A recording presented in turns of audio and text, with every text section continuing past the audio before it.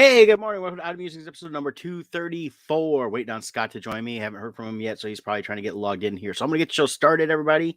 Hope everybody's having a great week. Today is Wednesday. We're looking at, just about 2.5 weeks to Christmas. So it's coming up pretty fast. Here in Michigan, it is kind of nice chilly morning. Got a little bit of light out there, but it's not snowing or raining just yet. I had some snow yesterday. Nothing accumulating too bad. So definitely excited about that. So, hey, we got a comment here. Hey, it's good morning from Kevin Minard. Hey, Kevin, hope you're doing well, man. Hope it's probably only a couple days warmer in Indiana. You're only a couple hours away, so it's probably just as cold there as it is here. Ooh, kind of tired of all that already. So, in fact, I've been watching, flipping through some of the Instagram reels, and someone's taking it's beginning to look like Christmas and changed that around there. So, well, hello there, Sir John. How you doing, man? So just gonna get things started. So again, waiting on Scott here, but I'm gonna go ahead and start us off with our ad read for Loringer Family Chiropractic Center, PC, located in Belleville, Michigan, and Dexter, Michigan. They do take great pride in providing the finest chiropractic care to each and every patient, offering on-site digital X-rays, massage therapy, orthotics by foot levelers, young living essential oils, aromatherapy, full line of vitamins, all in a family-oriented environment. Give them a call, 734-697-4244. Visit them online at LoringerFamilyChiropractic.com. We have a link at oddmusings.com for you, which we have some information about the podcast there. So definitely check that out. And of course, here at Loringer Family Chiro on Facebook, you can definitely check them out and give them a quick call button there again, 734-697-4244. And a quick shout out to former guest and doctor at the Loringer Family Chiropractic. Dr. Corinne had her birthday last couple days here. It looks like yesterday it was.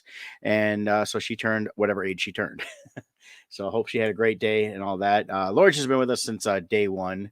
So it was great to have them continue on with us as we go on from there. So, but yeah, Sir John, yeah, I did watch Hawkeye. We'll probably talk a little about that once Scott gets on.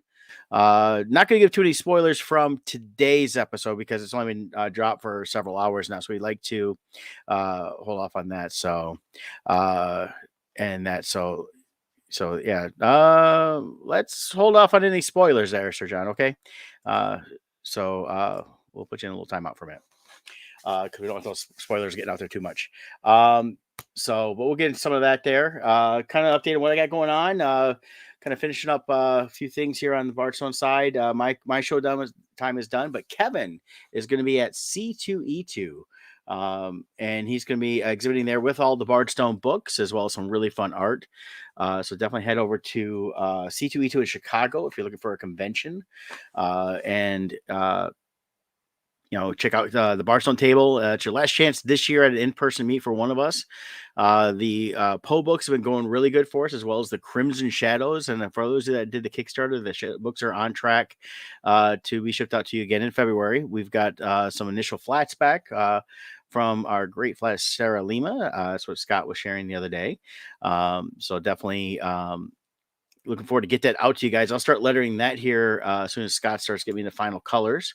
And send that out to you guys as soon as possible. And then we're looking at a trade down the road here, as well as some more books coming out.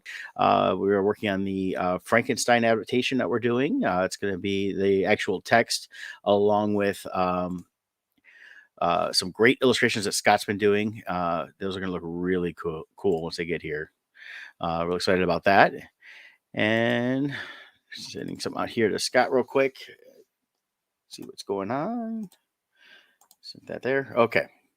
So that's sent there. What else going on here? I've been watching, we're going to talk a little bit about the Beatles. Been watching a little bit of that. Definitely Hawkeye, been watching that. Haven't been to the movies in a couple weeks, but I'm looking forward to Spider-Man next week. Got my ticket set for that. And all that fun stuff. So, a lot of cool stuff going on there. I'm trying to think what to talk about, so I don't want to get into too much what we got out of the show here. I've been working a lot. Oh, I can talk about the plays. I saw actually a play and a concert this last week since the show. Last Wednesday, I got a chance to see Straight No Chaser. They are in a cappella group. They were down in Toledo. This was actually a reschedule from 2 years ago. So it was prior to COVID starting. So they weren't didn't miss out because of COVID. They missed out because they got invited to go be on NBC and sing there. So I was like, oh, fine, go, But I had a great time with that. Got the chance to go with Mom. I got a chance to go with my cousin Cindy and her husband John. Had a great time at that show. They do a nice mix of some of their standards, and because it's Christmas time, half the show is done for Christmas stuff, and it's a lot of fun with that too.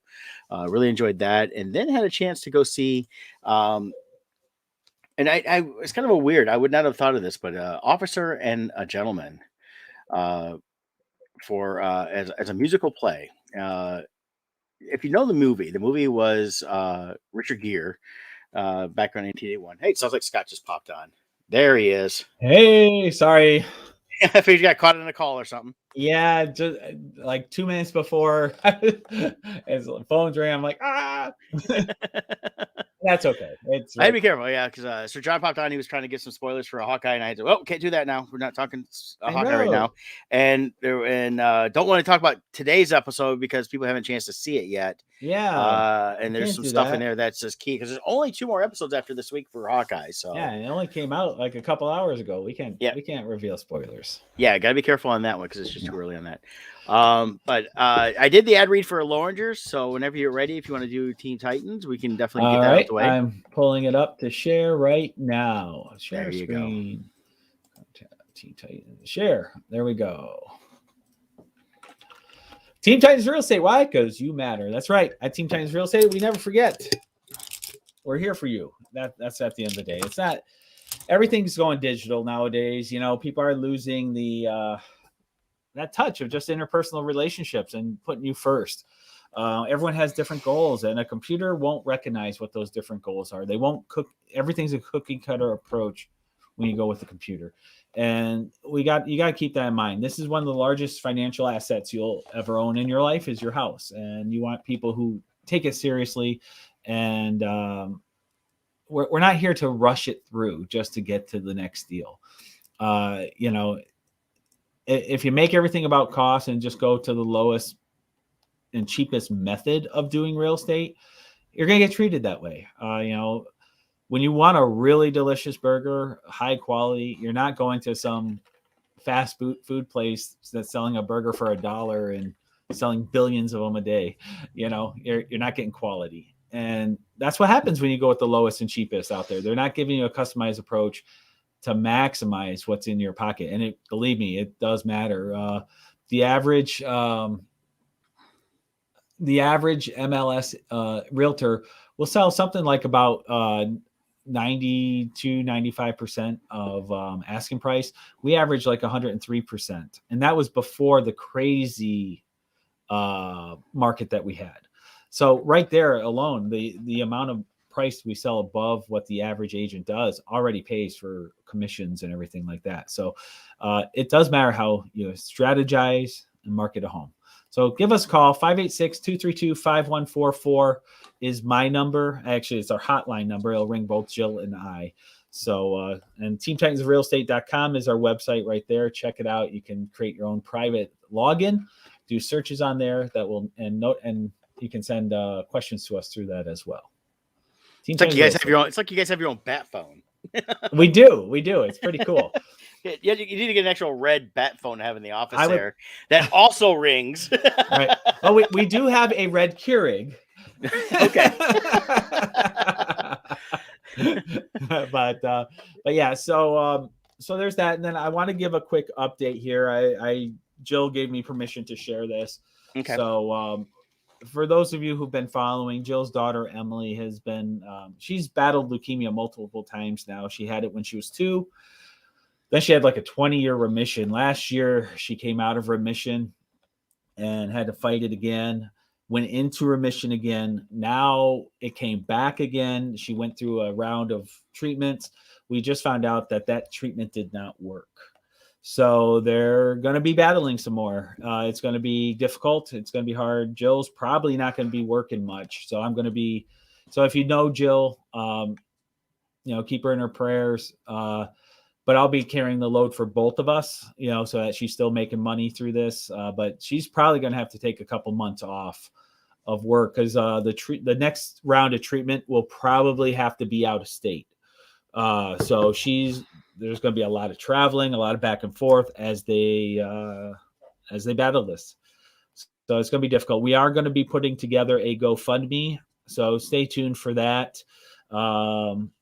the previous rounds, they were able to do themselves without asking for help, since it was within the state and we were able to make it work. But now that it's going out of state, there's going to have to be costs for either Airbnbs, hotels, flights. There's going to be a lot more expenses than even what we had to deal with her being in state. So keep your eyes open. In the next week or two, we'll be launching that GoFundMe to help out Emily. Sorry to hear that, man. Yeah, well, it's unfortunate. Yeah, it's just a reality of the times. For whatever reason, we're all getting cancer. It's just the reality, unfortunately. George Perez made that sad announcement. He's battling pancreatic cancer. A good friend of he chose not to go with treatment, so he's actually just planning on trying to live his best life as long as he can. And God bless. I hope he has more than 6 months. In his post, he said 6 months to a year. Now, everyone needs to remember, doctors don't know. They're using percentages and statistics. A friend of mine here in the office, they have an uncle who has a horrible illness. He was given 2 months to live. They're at the 3-year mark now. I had an uncle that was last week announced with leukemia as well, and so I've gotten now 3 people. So hopefully that's the only 3 I'm going to hear about. So nobody else. I have another friend who they were making they actually were on hospice. They were on their last days, and that was a few years ago. They're now okay. I mean, there's always hope. As long as you're breathing, there's hope. Things can happen, but if you give up, it definitely, hope is gone once you give up. You gotta fight, is the way it goes. Another good friend of mine, Leroy Simpson, he's with the 501st. He's an awesome guy. He is now planning his hospice. He's been battling, I think it was colon cancer, for the last 5 years, and now they're making hospice plans. And but he still has his sense of humor. He still is posting. He's being open about what he's going through. But that's the real thing. All of us, no one makes it out of this life alive. And people will say things like, well, so-and-so lost their battle with cancer. And I disagree with that. I don't think winning or losing is determined by whether or not you survive. I think it's whether or not you keep yourself intact. You can survive a horrible illness and totally lose yourself to depression and everything else. You give up on life, but if you keep who you are through it, that's the victory. Yes. And it's not how many days you had, whether you win or lose. We all have a final day. Another friend of mine, he's been, you might know him, Bob the artist, Bob Ludke. Yeah. His wife passed away about a week ago or so, hit by a car. She was crossing the street. Jesus. I hadn't heard that. I didn't see him in, I think it was San Diego, but I saw his booth. He was, I think it was December 1st. She was crossing the street and got hit and gone, so even when you're perfectly healthy, every day is a blessing. Every breath is a blessing. You don't know what your life will be 5 minutes from now. So cherish what you have now. And because what time you have left is, if you focus on the negative too much, you can be alive a lot of years and not live. Yeah. So, well, this week is the Jimmy Valvano, Jimmy V thing classic on basketball, college basketball. I watched last night the end of the game, knowing the next half hour was going to be showing the speech that he gave at the ESPY's very first. Which was an amazing speech. Dick Vitale, they talked to him. He couldn't be there live at the game. He got re-diagnosed with cancer again, and he's battling that. He's just going through his round of chemo, but he talked a little bit. And Google the Jimmy V speech. And what I like about this thing is, and he died 2 months later, but he wanted to live. He wanted to come back the next year and give the next recipient the Arthur Ashe Award. But he said the key thing to this is the key thing to the VAL organization, which if you donate to the Jimmy V organization, 100% of the money goes to cancer research. It's not put into administration fees and things like that. But he looked at the crowd, he looked at the audience, he said, "Don't give up. Don't ever give up." Right. And live your best day every day. And that's what he did as long as he could. And, I see people that you sometimes never know they have cancer. They live their best day every day. And then some that they're just ready to go. And when they're ready to go, they go very fast. Yeah. It's a horrible, horrible disease. It's a horrible thing to have. There, there's constantly seems like we get a new one all the time on those cancers. But for anybody, I think it's want to live, because I know this all too close myself. Is you never know when life is going to be taken, and it doesn't always have to be a disease, a virus, or something else. It could be a car accident, which I've been through. Could be anything. It could be, just your time is up and it's time to go. Well, how many people it, I've seen tons of posts. It seems like an insane number of posts, unless it's just because we're getting older. We're getting to that age group. Yeah. But I've seen an insane number of posts these last few months of people whose loved one passed away in the middle of the night. And they were healthy. They were fine. There was no pre-existing condition. Yep. Lemmy from Motorhead rocked and rolled till the day before he went. Yeah. So it's definitely the way it is. So we don't want to make this a whole hour about this. But just God bless cherish God the bless time Emily. you have. God bless everybody. Yep. Keep an eye out. We'll be doing a GoFundMe. I'll post the details. Yeah, I'm even considering. Musings, so. The speed might be too fast, but in addition to the GoFundMe, I'm going to begin researching potentially doing maybe a sketch card set or something like that, and invite artists to contribute. So we'll see. That's all very, this is all fresh right now. So right now it's just me brainstorming out loud ideas I had, like my connections where I used to do charity posters for Lucasfilm, get them licensed to raise money. So right now there's a lot of just ideas floating. The GoFundMe is 100% for sure. The other things will just depend on if there's time to pull it together. Yeah, we'll share it on all Odd Music social medias, and then once Scott figures out some special, maybe we'll have may not be a Wednesday 10 a.m. We'll do a separate Odd Musings talk and just go over everything we're looking to do and share that stuff. And then if we can get some people going to be involved to join in, we'll do that too. So we'll figure something out on that too, guys. Yeah. So definitely watch out for that. So, but other than that news, Scott, how have you been?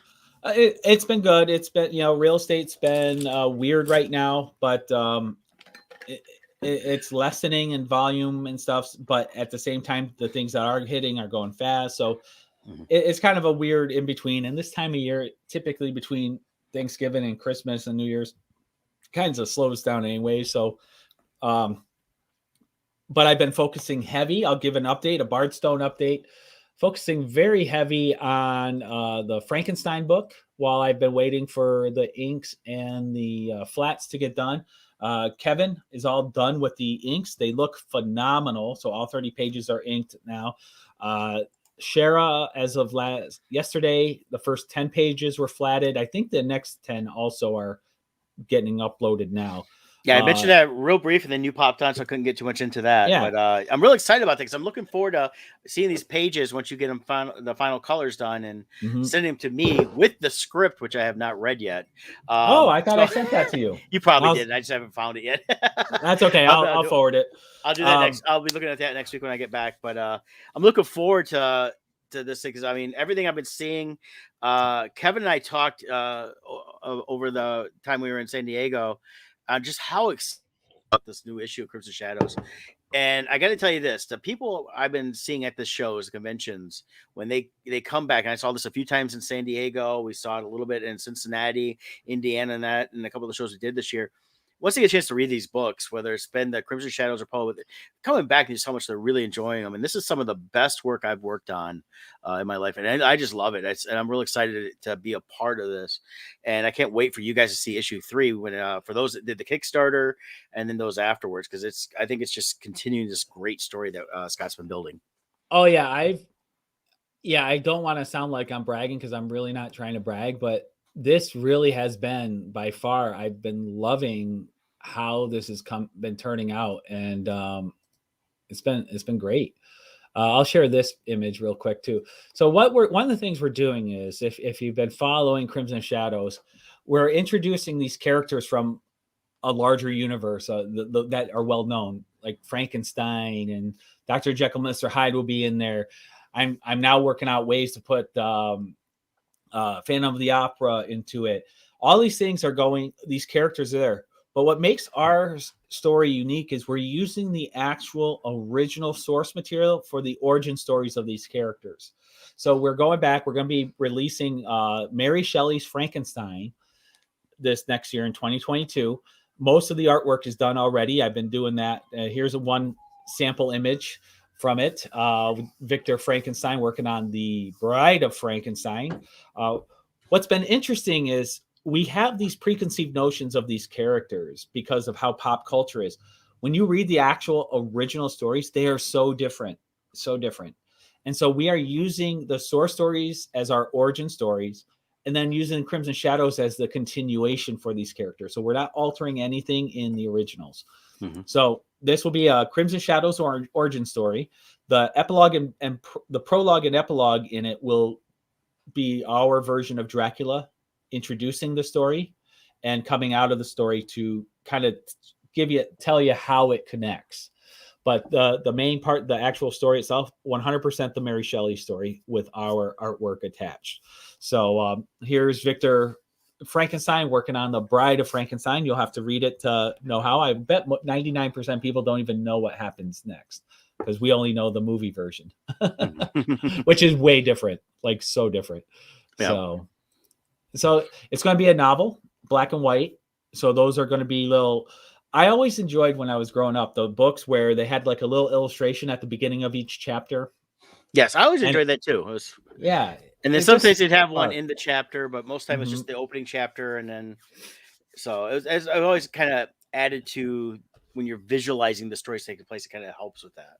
Yeah. So that's what we're doing. We're using our characters in the story, but it doesn't violate the story at all. We've been able to merge it. So, and it's such an exciting time period where this is coming to life because we're including these popular characters, but also real life events, people, and things like that. We have actual evidence and events of the Jack the Ripper case.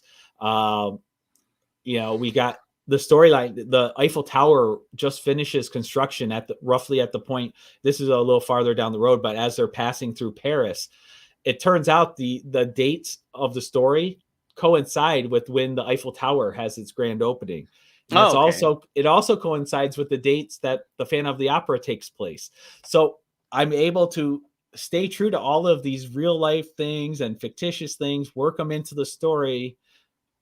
So I'm trying to use that as an educational tool as well. So it's been a lot of fun weaving all this together. The Illuminati are coming into this. It turns out their creation in real life is the college that Victor Frankenstein attends.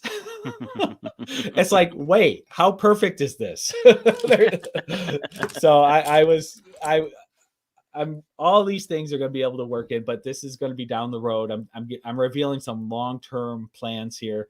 We're only on issue 3. This is like issue 10. We're gonna start doing it a little faster and more Kickstarters, people. I know. Well, if we get successful enough, enough, we can hire the staff to crank these out faster. Yeah. So real quick, shout out to Michelle who's listening out there on doing our mail delivery here in the Belleville area. She also runs a great cardio drumming class. We talk about being healthy with our sponsors and everything going on. So if you're looking to really look into cardio drumming. It's a great exercise, changed Mom's life. She's been doing it for a few years now. Michelle leads the class down in Sumter at the roller rink, as well as the Sumter Senior Citizens. She has another one somewhere else on Fridays. So just Google cardio drumming by Michelle. I believe is one way to find them on Facebook, and rollers. So, and she loves listening to both those guys. She's told me that before off the air. So, so it's great to have that. So, but yeah, so definitely check out that. So thanks for listening, Michelle. Have fun, be safe, and I'll see you when I get back.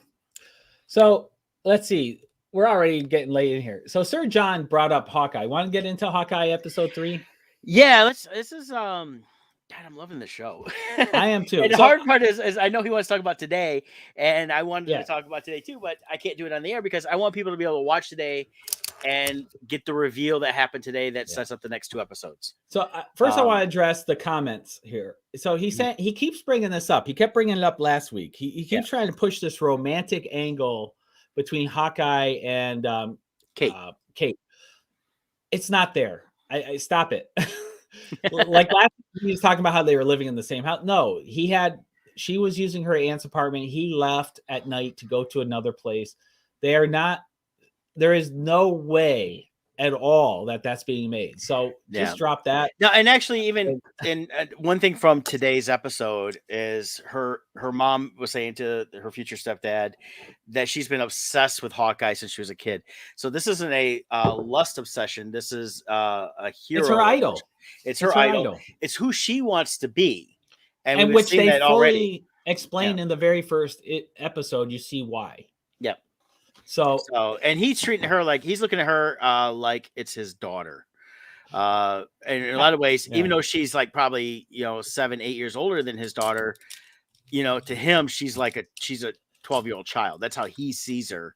I believe that's my take on it. So that's right. So I'm not, if you see it that way, that's fine, but stop bringing it up every week. No, because they established through the movies, and they're even established, I think, through the series that his wife, played by Linda Cardellini, is his love. That was it. Because when they were taken in the blip, he went off the rails. Right. And he did the only thing that he was ever trained to do, which is kill. Right.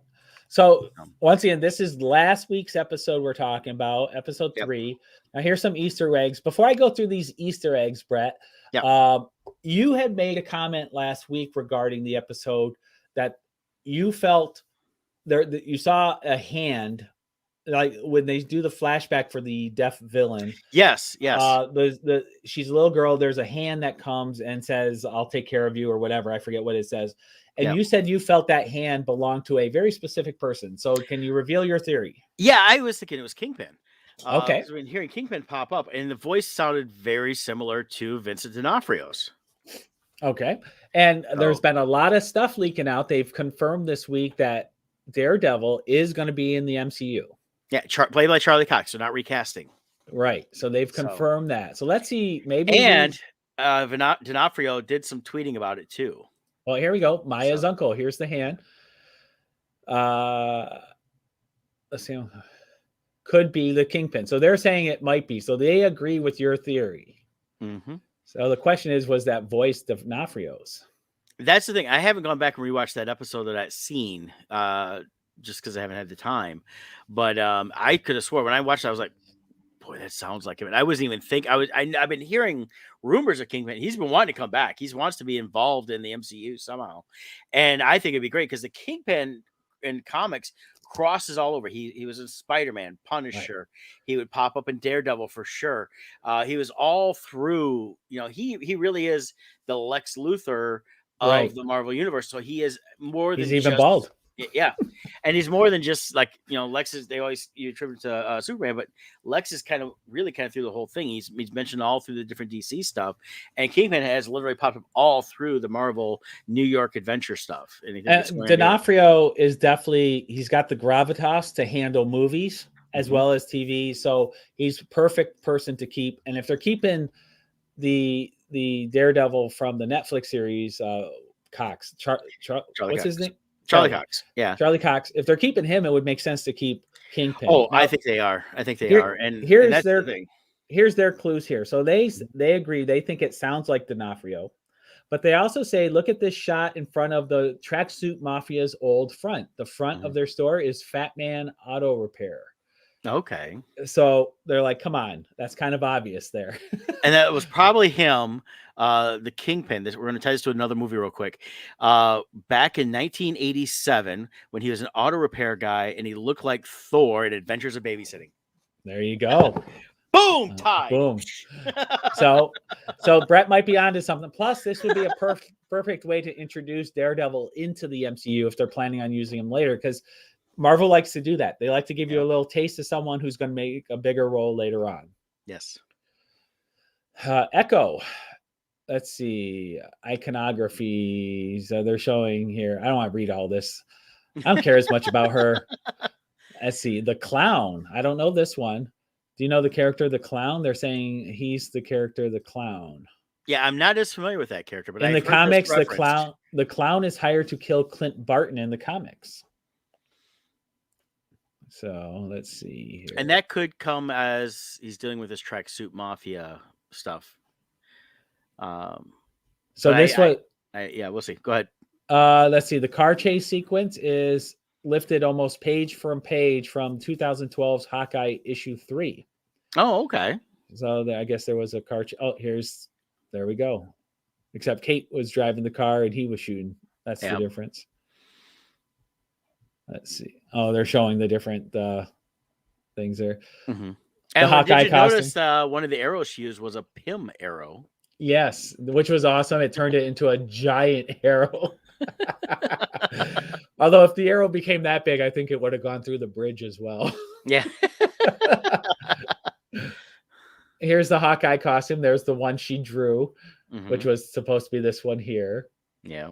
I do love how Marvel is constantly finding funny ways to incorporate the old goofy looking costumes into there. Like they did it with WandaVision.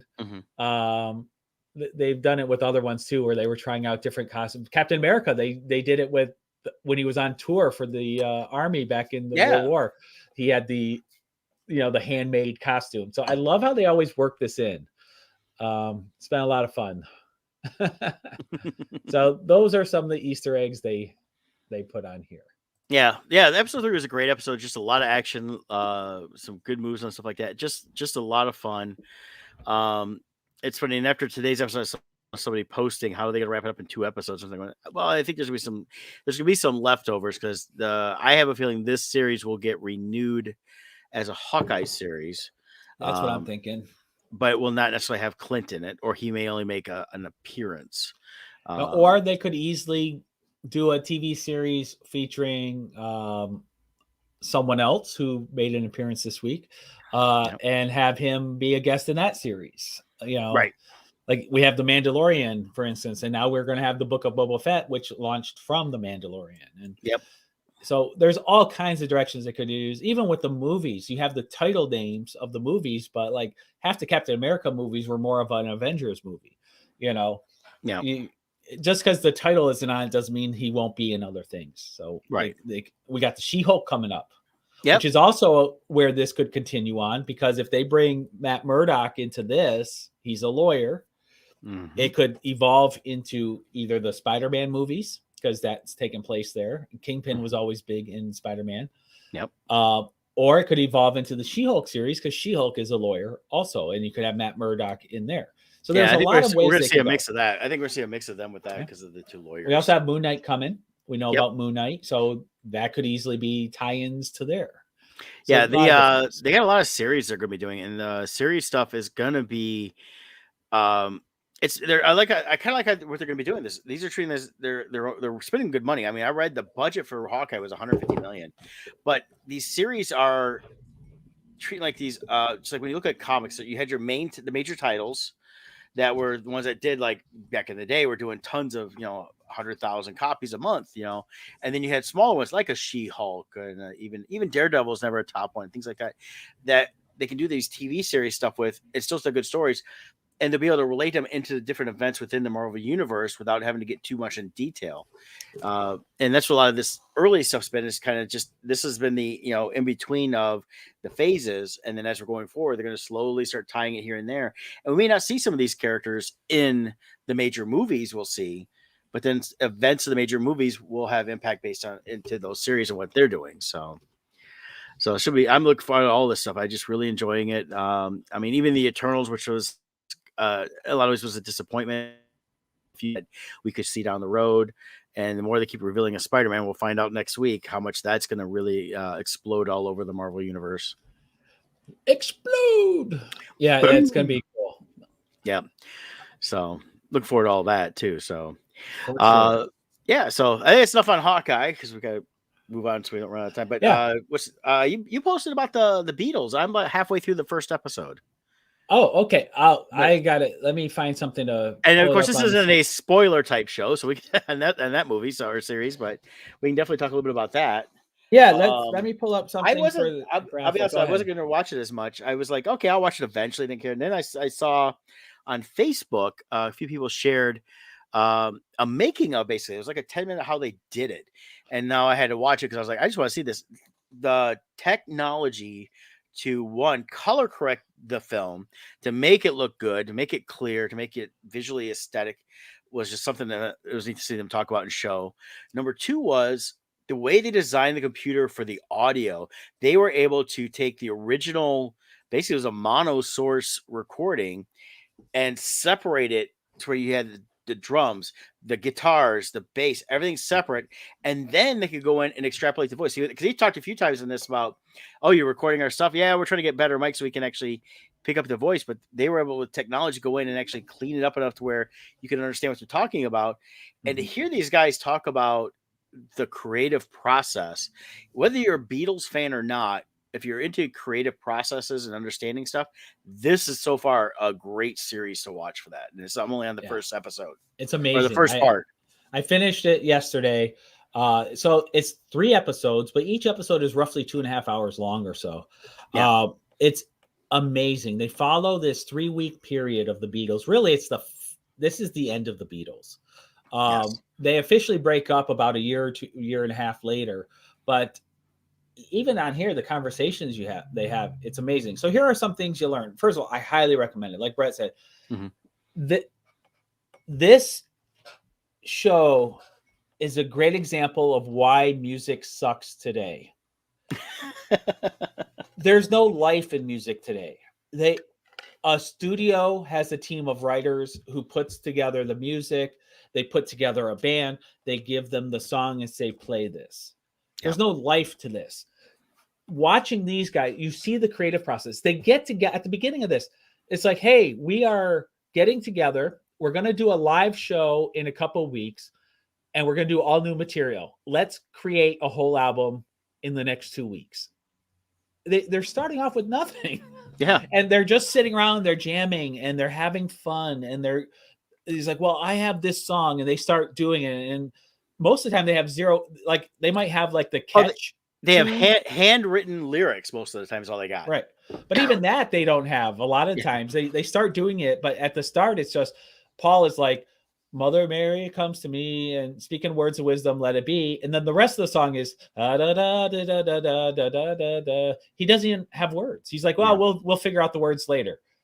And all of these songs, they're doing that and they're screwing around. They're playing cover songs of other people. And and they're talking about other artists. I mean, even this first half of the first episode I've watched, I mean, you got George talking about, a couple of these guitarists that he idolizes. Yeah.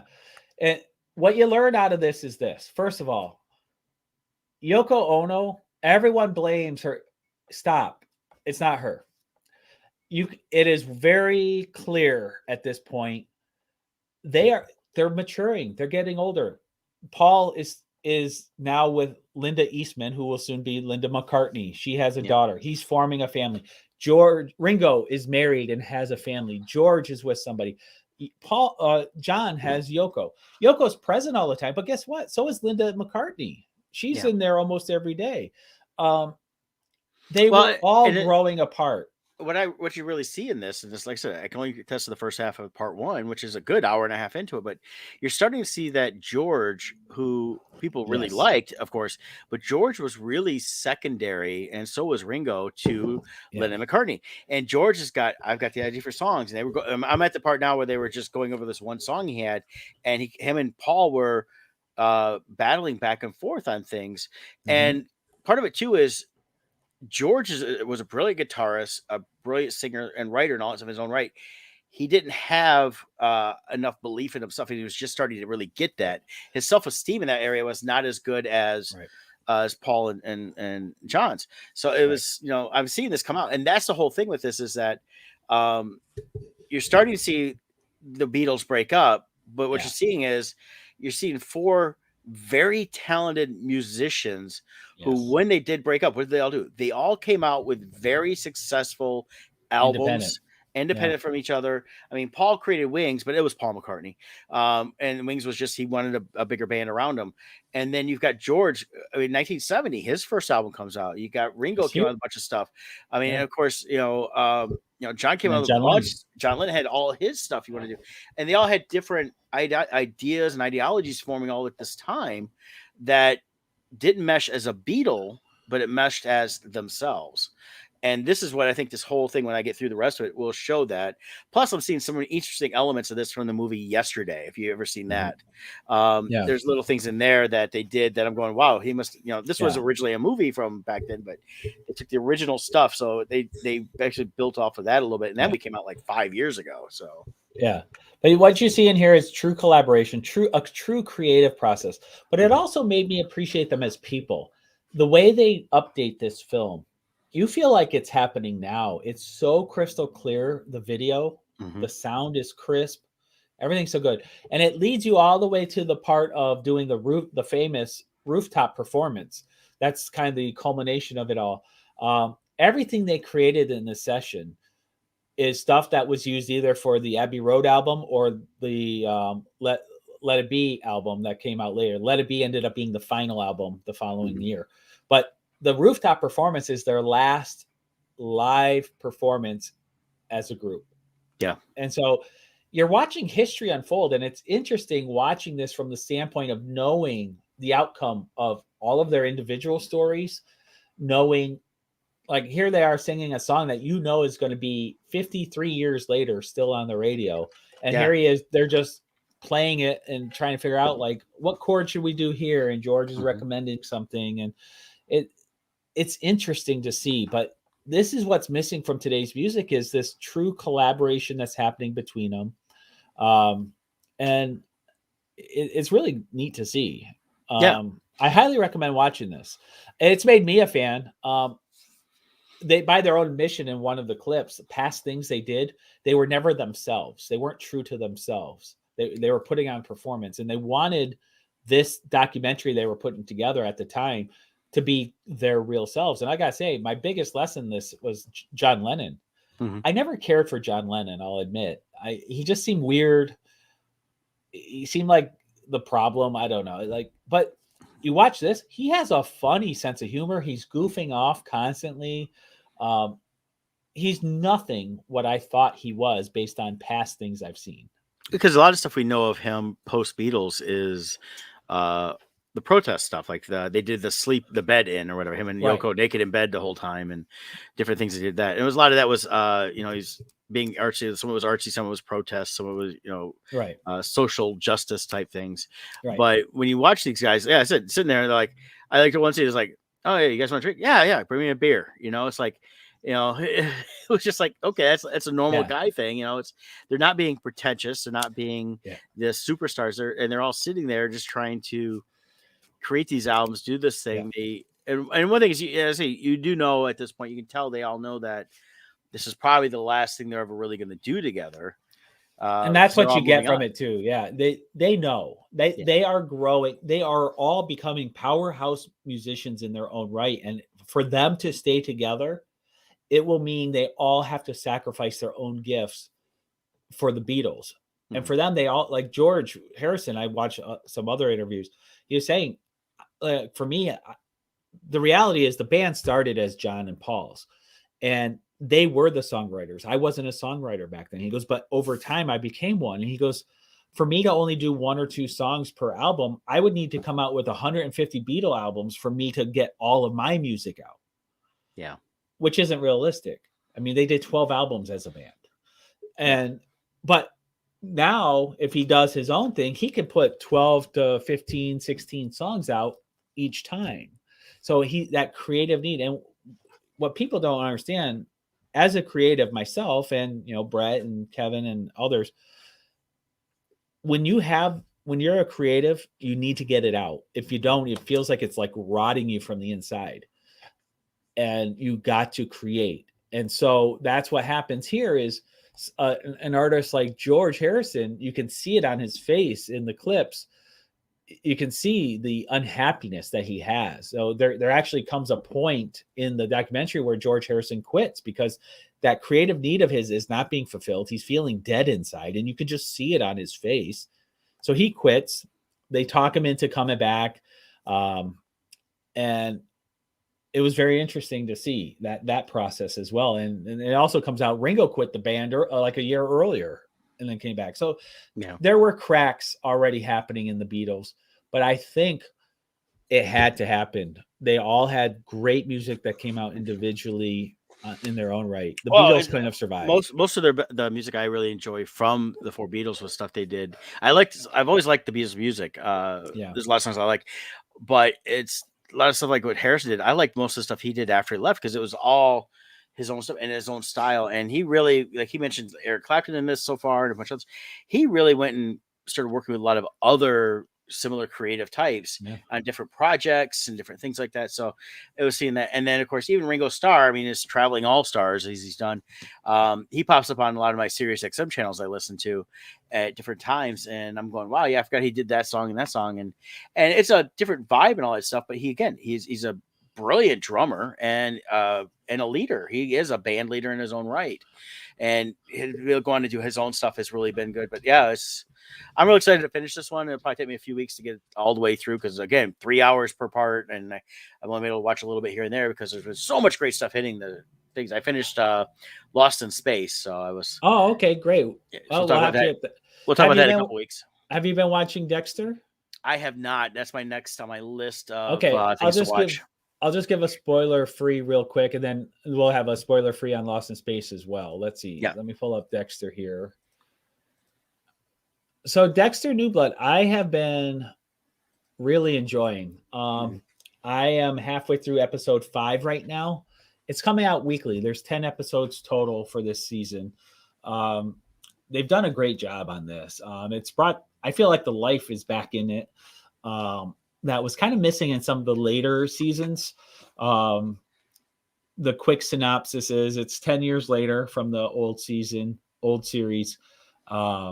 Dexter has gone into hiding. He's using an alias, James Lindsay, I believe it is. And he's in like this middle of nowhere town. He's just living by his routine, trying to stay out of trouble. Well, things happen and his old ways pop up. And, but just as that happens, his son, Harrison, comes back. Now Harrison's like 15 years old, roughly.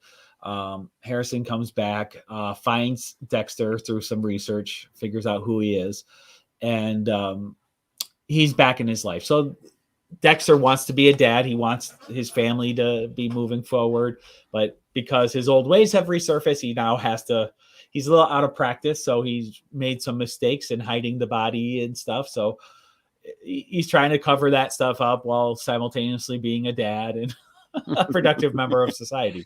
The problems every serial killer has. Exactly. And in the meantime, though, people are going missing, and there is another serial killer in the area. And as we know, Dexter likes to hunt bad guys. So I have a feeling that so far that hasn't come into play in Dexter's storyline, but I have a feeling it's about to. Mm-hmm. What's his name?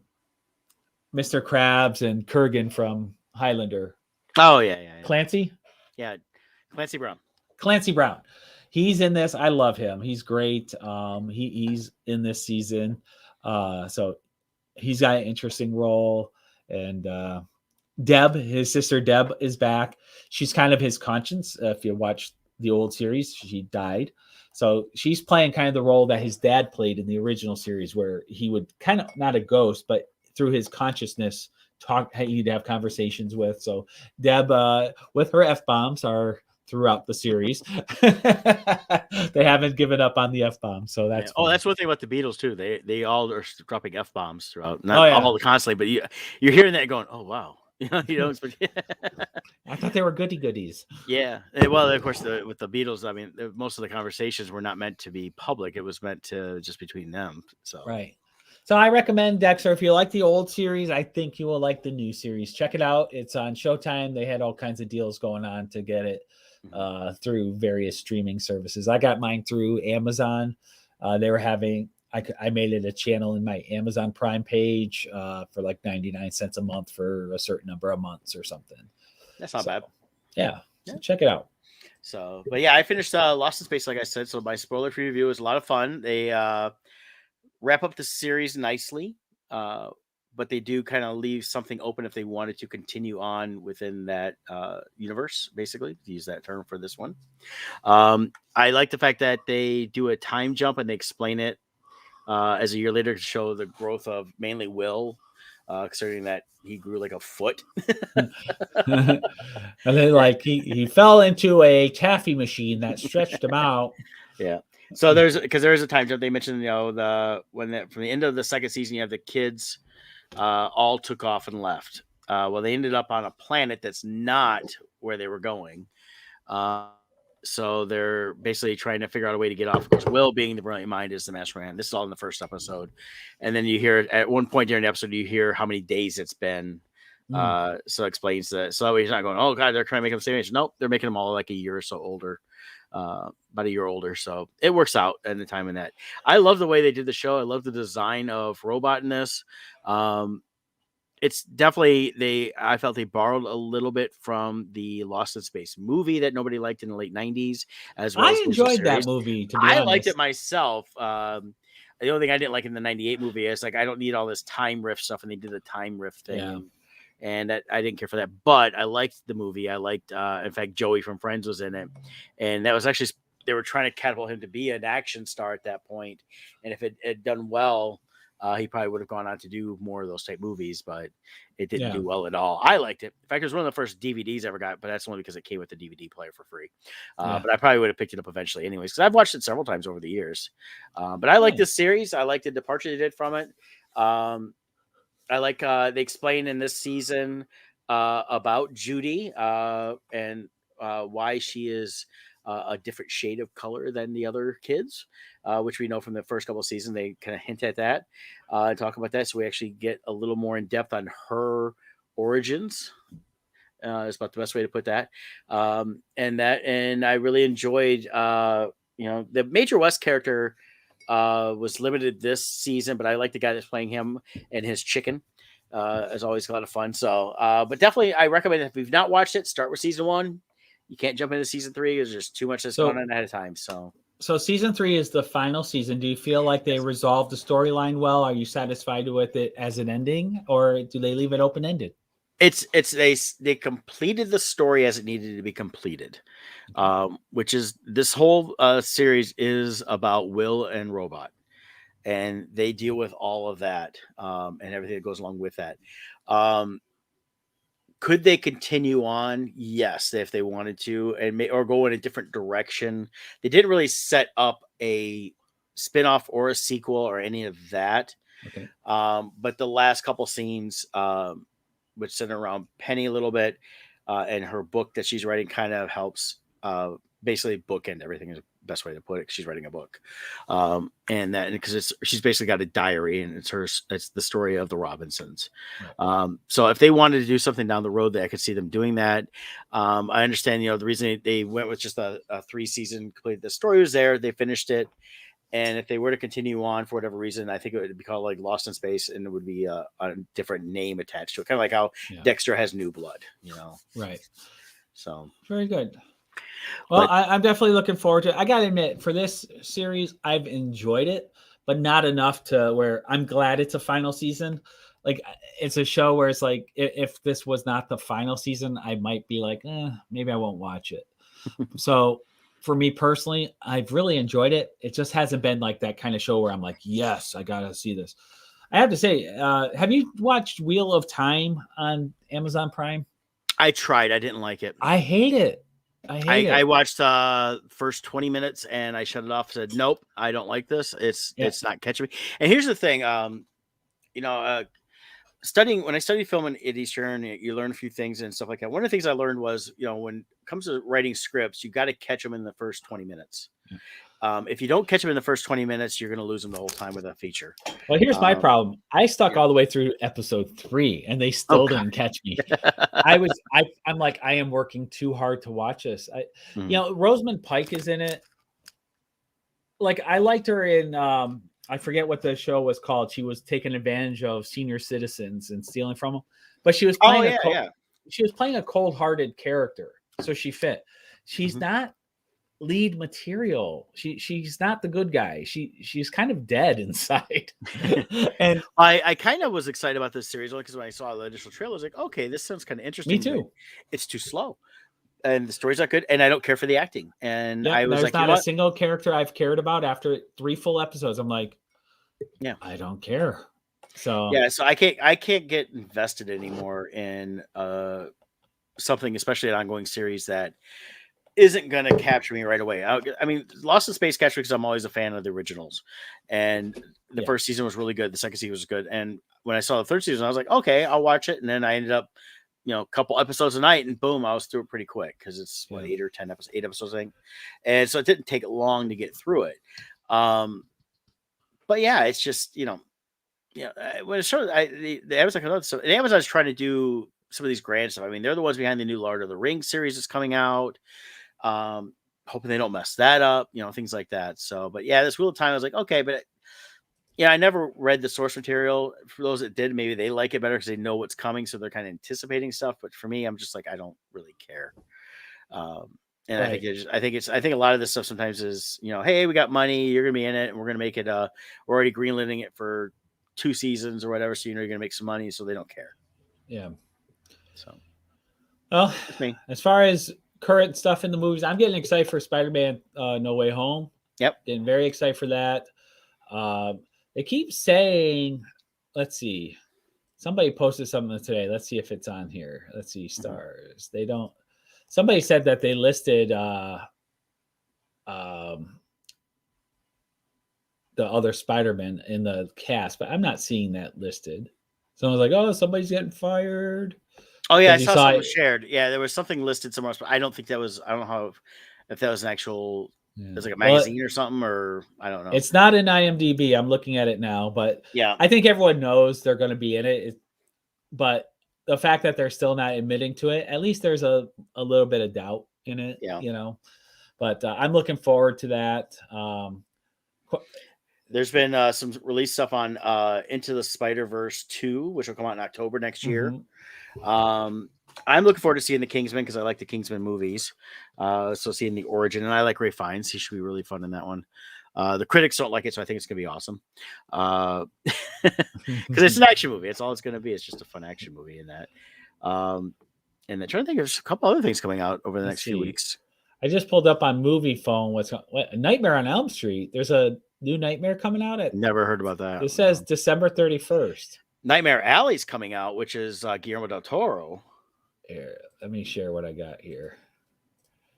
I didn't even know this was something happening. I mean, Movie Phone is a legit site. Yeah, I've heard So of right that here, one. A Nightmare on Elm Street, December 31st. That looks animated. A reboot of the 1984 film and 2010 remake. So first I've heard of that one. Yeah, I have no idea what that is. Oh yeah, American Underdog Oh looks yeah, interesting. That's the Kurt Warner story. Chuck Yep. is going to be playing Zachary Levi, also known Yep. as Shazam. Let's see. Don't Look Up. Don't know that one. The Matrix Resurrection. Oh yeah, Matrix, another one I kind of want to see. We're hearing good things about that. Yep. Sing 2. That's a lot of people are excited for that one. I enjoyed the first one. It was fun. We'll see if I Yeah. can see the second or not. Spider-Man No Way Home. So we're about Yep. 9 days away from that. So that's exciting. I don't know these other ones. So many. A lot of things them I are don't know streaming anymore. stuff though, not even in actual theaters. See, So. I wish they would separate these out. If I want Yeah. to look up streaming stuff, because it looks like 8,000 movies are coming out. And Yeah. what's this? Wolverine, One Tough Mother. What? What the heck? I think it's about the actual animal Wolverine instead of the. It's like, what are these movies? One Tough Mother. Could be the MCU spinoff we didn't know was coming. I guess, yeah. Oh boy, crazy stuff. Diary of a Wimpy Kid. Yeah, I think it's December on 3rd? that's on Disney Plus already. Oh, that's animated. Yep, that's Disney Plus. Oh, I have to look at. That's a fun series. Yeah, I just watched Ron Gone Wrong last night. It just came out on home video and that was fun. Also, Wrong Dogs, Long Dong. What? Ron Gone Wrong. It's the one about Right. the kids that they all have their own little personal robots, and the kid gets one that's Okay. kind of defective. So it was fun. Harry Potter has a great reunion coming on the HBO Max on January 1st. They're doing their 20th anniversary reunion of a lot of the cast people from the Sorcerer's / Philosopher's Stone. Okay. I watched the reunion for Friends on there. It was okay. I wasn't. I enjoyed the Friends reunion, but it's one of those things that once I got done with it, I probably will never need to see it again. Yeah. But I enjoyed them getting together. I liked how they all kind of just showed up and then they were all just kind of meeting, and it felt a little more natural at that Yeah. point. I like that part. Once they Yeah. got to the second half, I was kind of like, The audience stuff I didn't care for as much. When they were on set walking around, yes, that's what I liked the best. me too. In that. So, but the audience stuff was just okay. Yeah. Though they brought out a couple things there too. So, yeah. See, a lot of this stuff is just like probably streaming somewhere and things like that. So, Yeah, I don't know what any of these are. Yeah. Alec Baldwin unscripted. I wonder if that'll get canceled. Yeah, no. Oh, here you go. Being black in porn. What the hell, Scott? What is this? Like, what is this? I will just find a random site. Oh, look at this. Yeah, It's Movie Phone. it's just a list of all them crappy movies that'll be on streaming. Yeah, regardless of what they it's are, like so. everything. Like I said, I wish they. Oh wait, all genres. Here we go. Do they have theaters? No. That's Well, what I know- want. I just want to see theater releases. Yeah, well, it's like Fandango shows, well, Encanto just came out, which is the new Disney Pixar. You saw House of Gucci. Resident Evil, Welcome to Raccoon City's coming out. Yeah, like Or why it's out right now. on the list? Actually, I think that's out now. So is Clifford is the it? Big Red Dog, King Richard, which I don't really care to see, though I could watch it for free on HBO. But it also explains King Richard explains Will Smith's weight gain. Like he released a picture and everyone was like thinking it was like COVID weight because he had posted a picture shirtless saying this is the most out of shape I've ever been.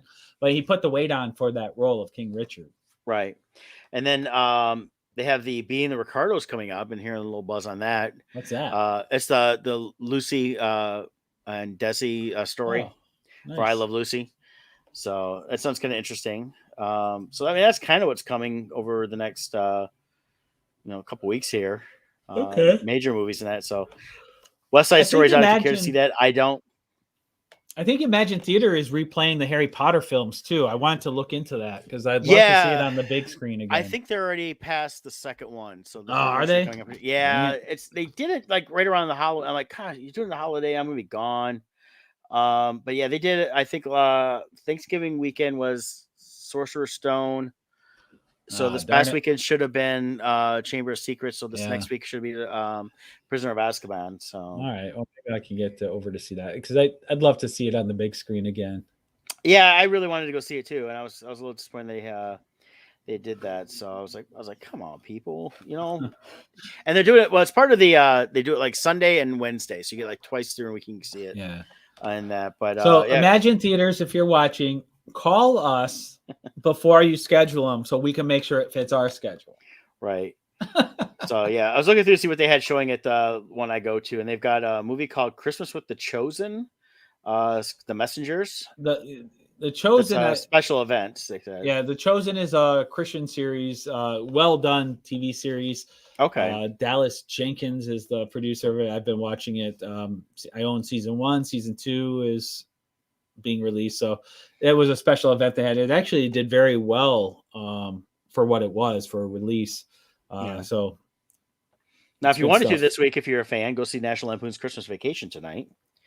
That's showing. We're re-airing that one. Of course, they were doing that in town, and Chevy Chase was supposed to come do a talk around it. I think at the Redford or something like that. I'll say it was December 6th he did that. Okay, and then I think called Wolf. Stuff like Jill is a massive Christmas Vacation fan, so she actually had it on last week in the house. She can quote the entire movie. Yeah, well, it looks like Harry Potter. Okay, maybe they're not doing all of them straight back, so maybe they only did the Sorcerer's Stone. I don't see a list for the other ones. Maybe they're releasing them every few weeks or something. They're or once a month, or I don't know. But who knows? I know they once in a while the Sorcerer's Stone does pop up to theaters, and as many times as I've seen, I wouldn't mind seeing it on the big screen again. So yeah. No, Michelle. Yeah, so we'll share that real quick. You all can read that one on your own. There's, I don't dislike the Christmas Vacation. I know people love it. They have to watch it every year. I watch it every 7 or 8 years or so. I'm okay with it. I liked Randy Quaid the best in it. Yeah. I've never been a big Chevy Chase fan. Yeah. I liked him in the original Vacation, and he's been good in a few things. But it's funny growing up and looking at back and you say, okay, he's this big star. Yeah. It's like with Caddyshack, he was the big star in Caddyshack because of everything. And it's like, God, he was like, he had funny scenes, but he was a secondary character, which is a lot of what he was anyways. But the stuff he starred in after leaving Saturday Night Live after 1 year, never cared for really any of it. I've always thought he, as I watched him when I was younger, watched him as an adult, still found it just kind of blah. But that probably the only Chevy Chase film. Well, like he had Spies Like Us. Was that him? No, that was Aykroyd. Well, that was Aykroyd. Chase. Yeah, that was Chase and Aykroyd, and I do like that one. But again, that's Dan Aykroyd. Dan Aykroyd was the best of that, as well as what's her name? Vanessa Angel. Yeah. That and Three Amigos was fun. All those, but I never liked Chevy Chase as the main. But he's good in an ensemble. He's done with a group.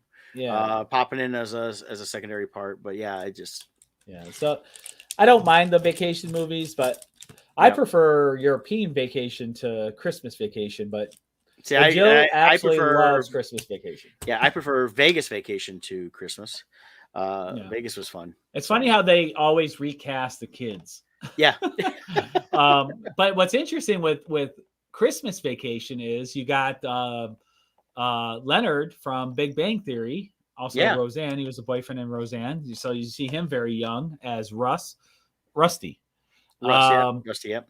And then, what's her name? I can't stand her as an actress.